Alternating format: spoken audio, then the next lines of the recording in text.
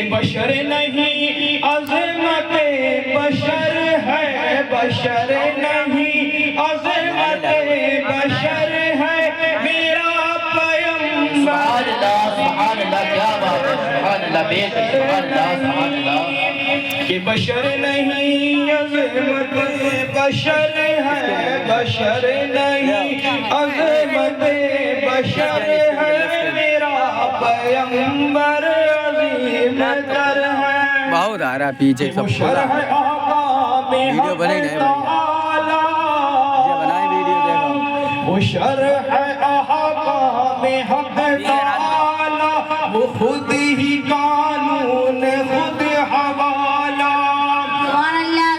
شرح احکام حق تعالی، وہ خود ہی قانون خود حوالہ، کہ وہ خود ہی قرآن خود ہی قاری، وہ خود ہی قرآن خود ہی قاری، وہ آپ مہتاب آپ حالا، وہ عکس بھی ہے اور آئینہ بھی، وہ عکس بھی ہے اور آئینہ بھی، وہ نقطہ بھی خط بھی دائرہ بھی، کہ وہ خود نظارہ ہے خود نظر ہے، وہ خود نظارہ ہے خود نظر ہے میرا پیمبر عظیم تر ہے، میرا پیمبر عظیم تر ہے میرا پیمبر سبحان اللہ سبحان اللہ کیا بات ہے بے شک، سبحان اللہ۔ یہ ایک عاشق کی خطاب تھی،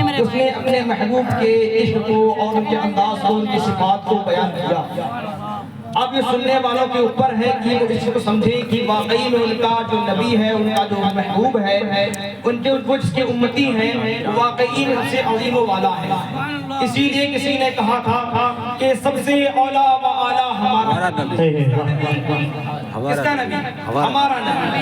سب سے اولا و اعلیٰ ہمارا نبی، سب سے بالا و بالا ہمارا نبی، سب سے بالا و بالا ہمارا نبی، اپنے مولا کا پیارا ہمارا نبی، دونوں عالم کا دولہ ہمارا نبی۔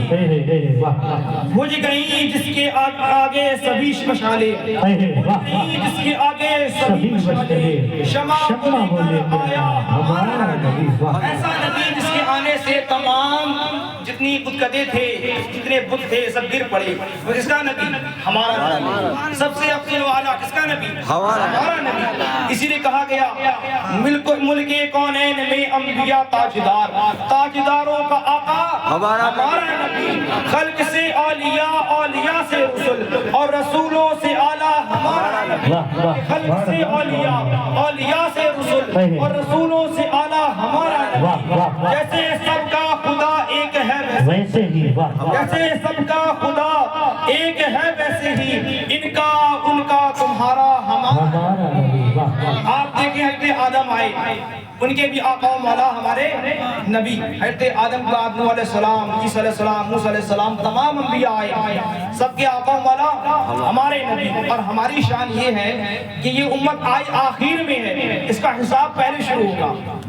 آپ دیکھیں کسی نے سائل نے سوال کیا یہ بتائیں کہ یہ امت سے افضل و اعلیٰ ہے، سب سے پہلے حساب اس کا ہوگا، اور اس کی عمریں جو ہیں بڑی کم ہیں، جبکہ جو پچھلی امتیں تھیں ان کی عمریں بہت ہوا کرتی تھیں، کسی کی 100 سال 200 سال 300 سال، اور لمبائیاں بہت ہوا کرتی تھیں۔ اس کی لمبائی بھی چھوٹی ہے اور عمریں بڑی کم ہیں، اس کی وجہ کیا ہے؟ اس میں حکمت کیا ہے؟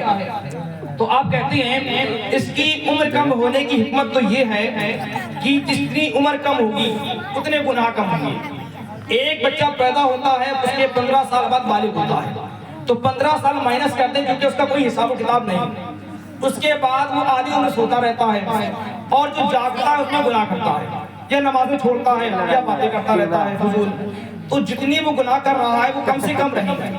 اور جو پچھلی امتیں تھیں جس کی عمر 1000 سال 900 سال تھی، وہ جتنا زیادہ لمبی عمر تھی اتنے لمبے گناہ ہوا کرتے تھے. اور آخری میں آنے کا سبب یہ ہے کہ آخری میں چونکہ یہ آئی تو اب اس کے جو گناہ ہیں جو عیب ہیں کسی پر کھلیں گے نہیں. چونکہ کوئی امت آنے والی نہیں تو کوئی یہ نہیں کہہ سکتا کہ فلاں امت میں بھی یہ کمیاں موجود تھیں، بلکہ یہ امت کہتی ہے کہ فلاں لوگ زنا کرتے تھے اس لیے ہلاک کر دیے گئے، زنا سے بچو. اب ہم جان چکے ہیں کہ ہمیں کس کس سے بچنا ہے اور کس کس کے لیے کیا کیا سزائیں دی جاتی ہیں اور دی گئی ہیں. ایک بار ایک امت نے اللہ کے حکم کی نافرمانی کر دی اور اپنا دماغ چلایا تو اللہ نے عذاب نازل کر دیا. لیکن اس امت کی فضیلت یہ ہے کہ وہ جانتی ہے کہ اللہ عذاب لائے گا لیکن ڈرتی نہیں. یہ ہماری کوئی خاصہ نہیں، یہ محبوب کریم خاصہ ہے کہ آنے سے ان کی موجودگی میں اللہ رحم فرماتا ہے. اگر آج دنیا میں محبوب خدا نہ ہوتے، آج انبیاء کرام کے سردار نہ ہوتے تو یہاں پر اتنا کا عذاب آ چکا ہوتا. ان کا کرم ہے، ان کا رحم ہے، اللہ کا فضل و احسان، اس نے یہ محبوب عطا کیا اور اس کے صدقے میں ہم بچے ہوئے ہیں. اسی لیے کہا تو زندہ ہے واللہ، تو زندہ ہے واللہ، میرے چشم عالم سے چھپ جانے والے واقعی میں زندہ ہے. ہمیں چاہیے کہ ان کو زندہ جان کر ان کے سامنے عشق کا اظہار کیا جائے اور